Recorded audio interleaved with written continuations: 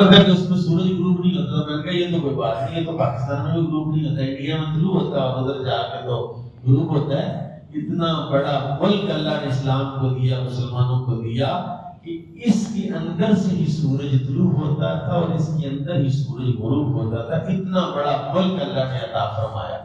تو کیا ان خزانوں سے مراد یہ جو رسول اللہ کو چابیاں دی گئی ہیں، تو یہ جو فتوحات ہیں یہ بھی ایک رائے ہے اور ایک معزز صحابہ کی رائے ہے، معزز جماعت کے محدثین کی جماعت کی یہ رائے ہے۔ میں اس کی تردید نہیں کرتا، لیکن میں کہتا ہوں یہ جو خزانے لوٹے گئے ہیں، مال غنیمت میں آئے ہیں، ان میں تو چابی استعمال ہی نہیں ہوئی ہے۔ تو رسول اللہ فرماتے ہیں مفاتیح خزائن السماوات، مجھے زمین و آسمان کے خزانوں کی چابیاں دی گئی، وہ چابیاں کون سی؟ ایک تو وہ چابی ہے جو رسول اللہ کو اللہ نے نگاہ کے ساتھ عطا فرمائی۔ بڑے سے بڑا بندہ حضور نے نگاہ فرمائی، اس کا کفر ختم کر کے اسلام کی شمع روشن۔ اور ہمارے علماء نے لکھا کہ یہ جو مردے زندہ کرنا یہ کوئی بڑی بات نہیں۔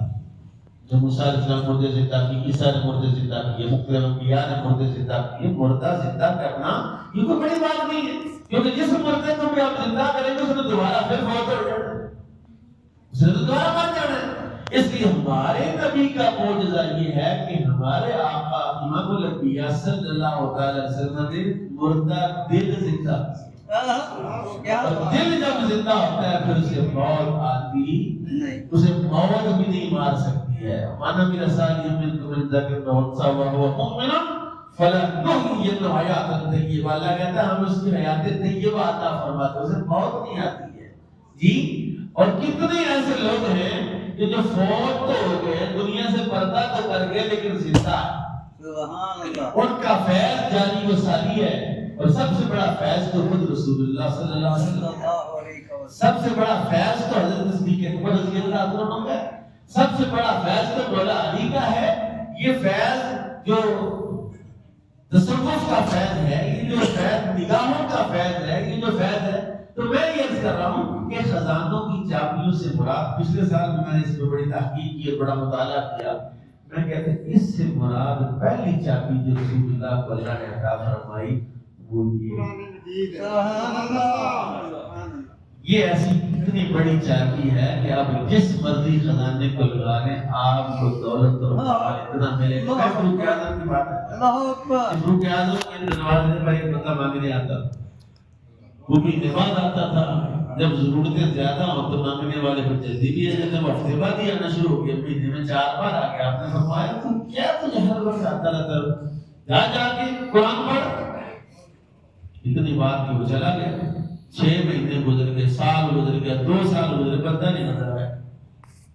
آپ نے اس سے پوچھا ایسی سجدہ کے مل کے کہا تو کدھر غائب ہو گیا، کہاں چلا گیا تھا، تو آیا نہیں، کبھی ملا نہیں، مسئلہ یہ تھا کہ تو آیا کر کبھی ہم سے لیا کر مال ہم دیتے ہیں، تقسیم کرتے ہیں، کس کو دیں گے اگر مانگنے والا نہیں آئے گا تو؟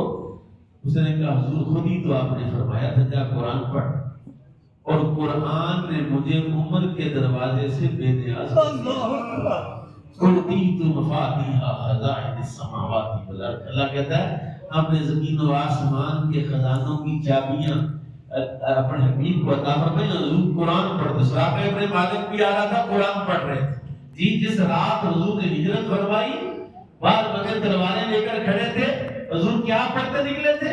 سورہ یاسین کی تلاوت کرتے نکلے تھے، نظر ہی نہیں آئے، سبحان اللہ، تلواروں والے جلدی ہو گئے جی۔ حضرت سیدنا ابوبکر صدیق کہتے ہیں ام جمیل ابو لہب کی بیوی رسول اللہ کی خدمت میں آئی اور حضور اس وقت سے نکاح میں جب میں پاس کھڑا تھا اور وہ بڑی منہ سے کئی جملے اور باتیں نکالتی آئی، آپ نے حضرت ابوبکر صدیق سے ابوبکر وہ آ رہی ہے تو خاموش سے کھڑے رہے۔ وہ آئی، اس نے کہا کہاں ہے وہ تمہارا دوست؟ سنا ہے کہ میری مذمت میں قرآن کی صورت اتری ہے، میری مذمت میں وہ کلام اترا ہے، کہاں ہے وہ؟ حالانکہ حضور سامنے کھڑے تھے، میرے آقا وہاں کھڑے ہو کے قرآن پڑھ رہے، سبحان اللہ، اسے نظر ہی نہیں آئے۔ اور قرآن ایسی چابی ہے جو اللہ نے عطا فرمائی ہے، اور رسول اللہ فرماتے ہیں کہ اللہ تعالیٰ نے فرمایا الرحمن علم القرآن، اور اللہ ایسا اللہ ہے، اللہ نے اپنا تعارف کرایا کہ الرحمن کون ہے؟ کہتے ہیں رحمان وہ ہے جس نے اپنے بندے کو قرآن سکھایا۔ قرآن اللہ کا کلام ہے، اور کلام کا جو متکلم ہے، جس نے یہ کلام کیا، وہ خود ہی سکھانے والا ہے۔ اور کیا سکھایا؟ کہا والا رقم والا یا کس دلہ فی کتاب کو بھی، کوئی خوش، کوئی تار چیز، کوئی سرخ اور کوئی سفید چیز، کوئی پست اور کوئی کچی چیز ایسی تھی جس کا ذکر قرآن میں نہ ہو۔ اور یہ بھی ایک چابی ہے، اور مسلمانوں رسول اللہ آپ کو دے کر گئے ہیں۔ وہ معزز سے زمانے میں مسلمان ہو کر ہم خار ہوئے تار کے قرآن پڑھنے چھوڑو۔ آج کل جو ہے وہ ڈاکٹر صاحب کہتے ہیں سورہ رحمان سنو اور سورہ رحمان سماعت رحمان سورہ رحمان سنو تو اتنا فیض ہے، تو پڑھو تو کتنا ہوگا۔